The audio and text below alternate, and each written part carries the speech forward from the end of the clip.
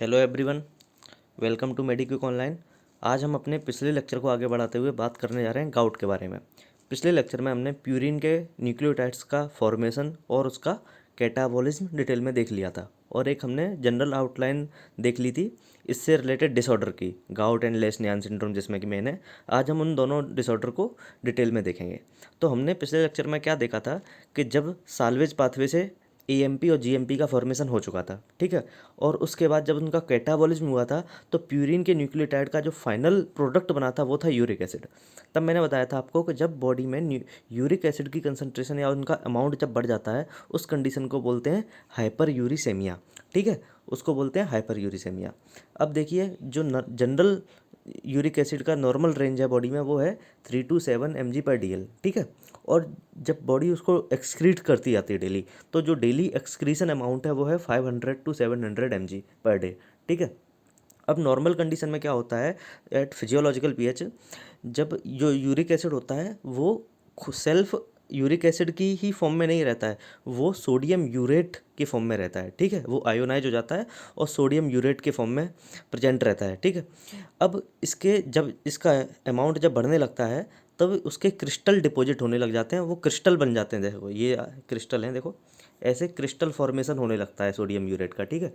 Sodium urate के ये crystal हैं, जब इनका अमाउंट बढ़ेगा, इनका कंसंट्रेशन बढ़ेगा बॉडी में, तो ये डिपॉजिट होने लग जाते हैं सॉफ्ट टिश्यू में, खासकर जॉइंट में, ठीक है। सॉफ्ट टिश्यू में डिपॉजिट होंगे। और जॉइंट में भी ये क्वेश्चन पूछा गया है कि कौन सा जॉइंट सबसे पहले इन्वॉल्व रहता है, तो मेटाटार्सोफेरेंजियल जॉइंट। देखो यहाँ इसके सोडियम यूरेट के ये क्रिस्टल डिपॉजिट हुए हैं, तो देखो इस टाइप की ये शेप हो जाती है, ठीक है। तो सबसे पहला जो जॉइंट इन्वॉल्व रहता है इसमें वो है एमटीपी जॉइंट, मतलब कि मेटाटार्सोफेरेंजियल जॉइंट, ठीक है। और इस डिपोजिशन को बोलते हैं टोफाई, ठीक है। ये आपको याद रखना है वर्ड टोफाई। तो यहाँ से जो क्वेश्चन है वो ये है कि कौन सा जॉइंट इन्वॉल्व होता है, तो मेटाटार्सोफेरेंजियल जॉइंट, और जो उस डिपोजिशन को क्या बोला जाता है, टोफाई, ठीक है। और ये डिपोजिशन किसका है, ये डिपोजिशन है सोडियम यूरेट का, ठीक है।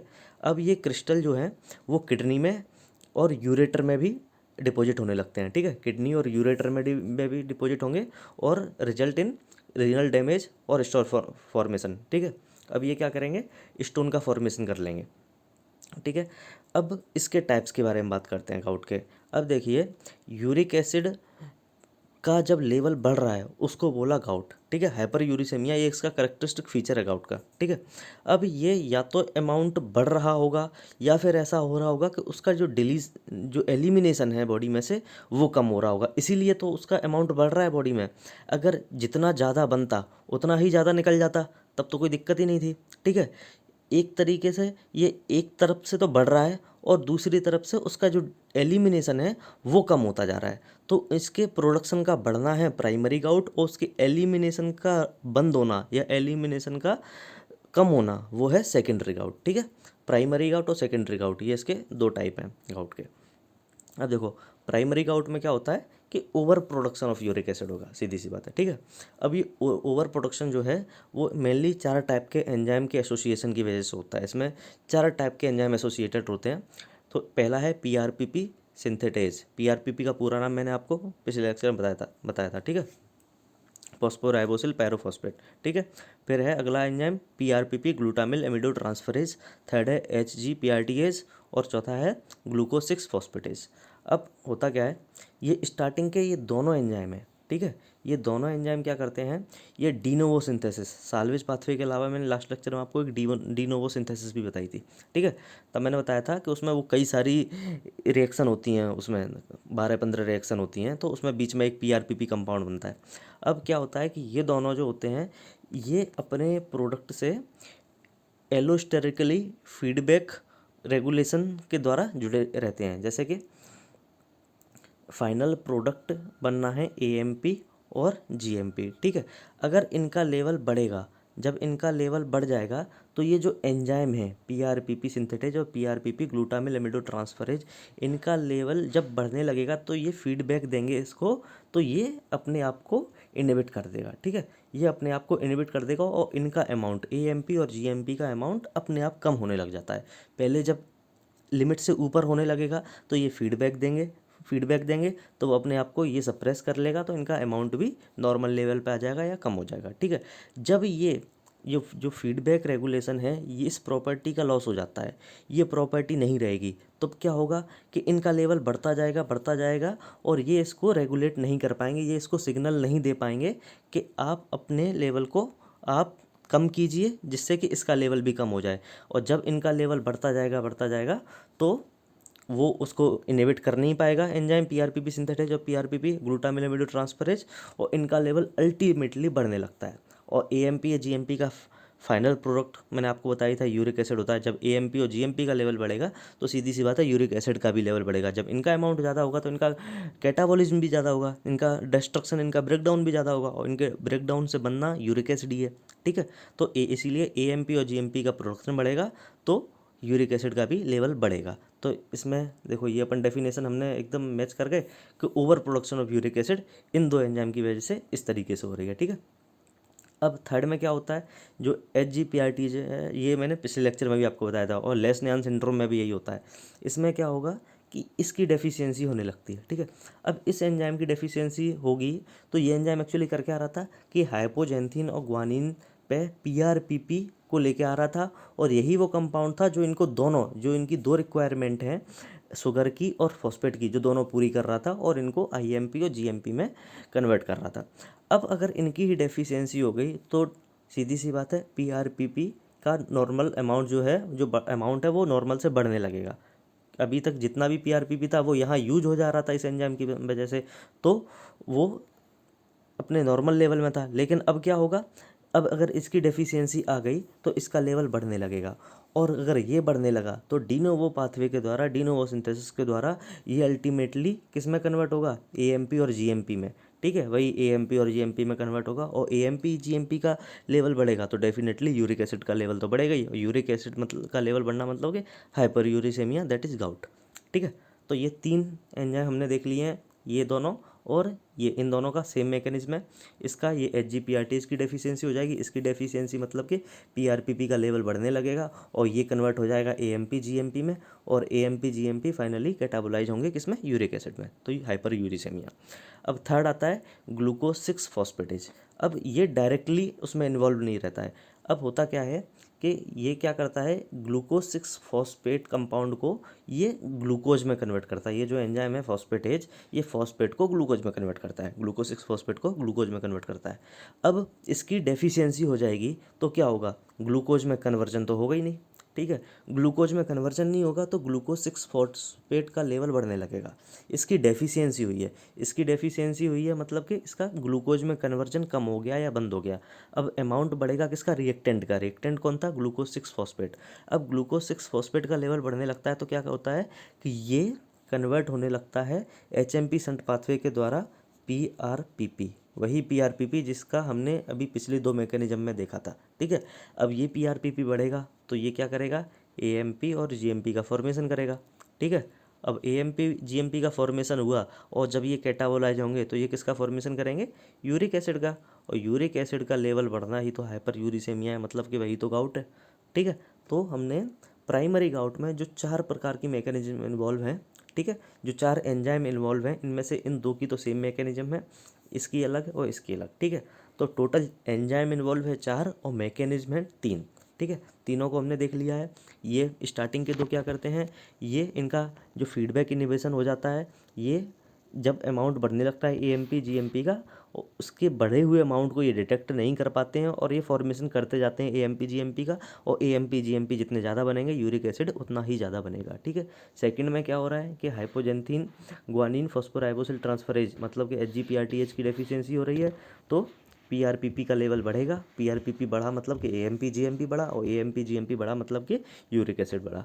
यहाँ क्या होगा अगले वाले में कि ग्लूकोज 6 फॉस्फेटेज ग्लूकोज 6 फॉस्फेट को ग्लूकोज में कन्वर्ट करता था। अब इसकी डेफिशिएंसी हुई तो ग्लूकोज में कन्वर्जन होगा नहीं, ग्लूकोज 6 फॉस्फेट का लेवल बढ़ेगा। फिर ये क्या होगा, ये PRPP में कन्वर्ट होता है चैम्पियन पाथवे में, PRPP से further AMP GMP and AMP GMP का कैटाबोलाइज होगा तो वही यूरिक एसिड, सेम स्टोरी है। ठीक है, तो ये है प्राइमरी गाउट। ठीक है, अब सेकेंडरी में क्या होगा, सेकेंडरी में मैंने बताया आपको यहाँ पे ये दो चीज़ें होंगी, या तो सेल्स का डिस्ट्रक्शन बढ़ गया होगा या फिर एलिमिनेशन है जो यूरिक एसिड का वो कम हो गया होगा। ठीक है, पहले वाला जो था प्राइमरी, उसमें क्या था, यूरिक एसिड का प्रोडक्शन बढ़ रहा था। इसमें क्या है, डिस्ट्रक्शन ऑफ सेल बढ़ेगा और एलिमिनेशन ऑफ यूरिक एसिड कम हो जाएगा।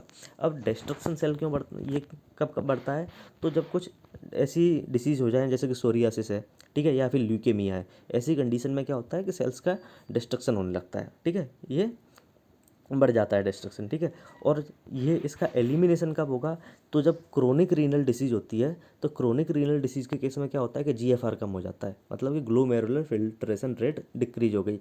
अब जब फिल्ट्रेशन रेट ही कम हो गई तो सीधी सी बात है, ये फिल्टर ही नहीं हो पा रहा है यूरिक एसिड। ठीक है, तो इसीलिए इसका एलिमिनेशन कम हो जाता है। तो सेकेंडरी आउट में दो चीज़ें आती हैं, एलिवेटेड डिस्ट्रक्शन ऑफ सेल और decrease elimination of uric acid. ठीक है, अब इसके ट्रीटमेंट की बात करते हैं। तो ट्रीटमेंट क्या है, कि इसमें दो चीज़ों का कॉम्बिनेशन है, एक तो न्यूट्रिशनल थेरेपी है और साथ में ही ड्रग थेरेपी है। अब न्यूट्रिशनल थेरेपी में क्या होगा कि आपको वो चीज़ें कम से कम देनी होंगी जिसमें कि न्यूक्लियोटाइड या न्यूक्लिक एसिड है, जैसे कि टी और कॉफ़ी है। ठीक है, और एल्कोहल भी है, तो ये आपको अवॉइड करना पड़ेगा, ये आपको कम से कम देना है। ठीक, अब ड्रग में आता है एलोप्यूरिनोल, ये मैंने आउटलाइन में मैंने आपको पहले ही बताया था। अब ये एलोप्यूरिनोल क्या करता है, ये कॉम्पिटिटिव इनहिबिटर होता है जेंथिन ऑक्सीडेज का। अब ये क्या होगा, इस जेंथिन ऑक्सीडेज को इनहिबिट करेगा। जेंथिन ऑक्सीडेज इस पूरे कैटाबोलिज्म प्रोसेस में दो रिएक्शन को कैटाबोलाइज कर रहा था, एक इसको, ठीक है, हाइपोजेंथिन टू जेंथिन, और एक था जेंथिन से यूरिक एसिड। अब अगर जेंथिन को ये ब्लॉक कर देगा तो क्या होगा, यूरिक एसिड का फॉर्मेशन तो होगा नहीं।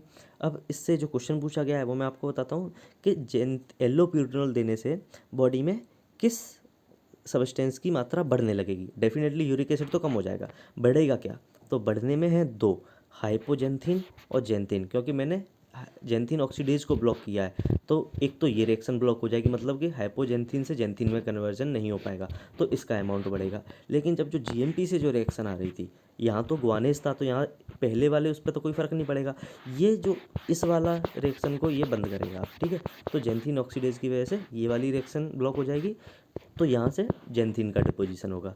तो एलोप्यूरिनोल देने से दो कंपाउंड का डिपोजिशन होता है, हाइपोजेंथिन और जेंथिन। ठीक है, और यूरिक, ये दोनों क्या होता है कि ये सॉल्यूबल होते हैं और ये इजीली एलिमिनेटेड हो जाते हैं बॉडी से। ठीक है, तो जो यूरिक एसिड का जो लेवल बढ़ रहा था बॉडी में वो कम हो जाएगा। अब दूसरा डिसऑर्डर है लेस्नियान सिंड्रोम। इसमें क्या होता है कि भाई HGPRTH की कंप्लीट डेफिशिएंसी हो जाती है।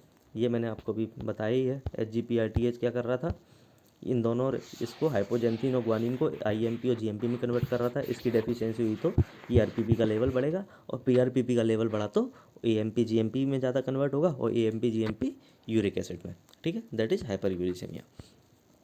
तो इसके क्लिनिकल फीचर में क्या होंगे, हाइपर यूरिसेमिया होगा, यूरिनरी ट्रैक्ट स्टोन, तो ये मैंने आपको भी बताया ही था, स्टोन बनने लगते हैं, टोफाई।